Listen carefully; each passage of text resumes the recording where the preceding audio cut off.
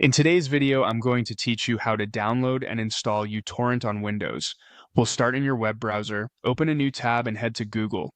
Using a search engine makes it easy to find the official download page, but it also means you should pay attention to what you click. In the search box, type uTorrent download and press enter. On the results page, look for the official site that mentions Download uTorrent Classic for Windows. Be cautious of ads or unrelated results. The official link should take you to the uTorrent.com website. Once you're on the official downloads page, locate uTorrent Classic. This is the standard Windows desktop version most people use. Click the option labeled Free Download.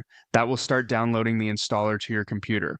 If your browser asks whether to save or run the file, choose Save so you know where it goes. You'll typically find it in your Downloads folder with a name like uTorrent_installer.exe. When the download finishes, run the installer.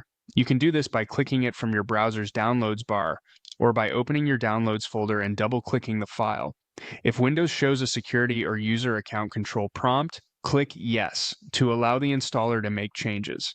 The setup wizard will open. Click Next to move through the screens.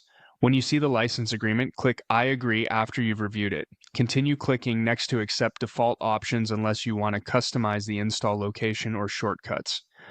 Take a moment to read each screen. Many installers include optional offers or extra software. If you don't want those, simply uncheck the boxes or choose Decline before proceeding.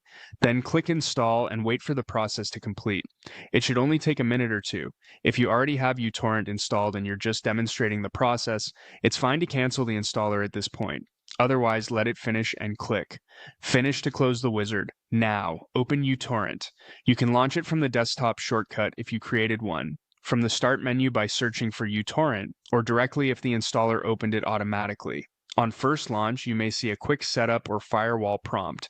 Allow access if you plan to use it on your network. That's it.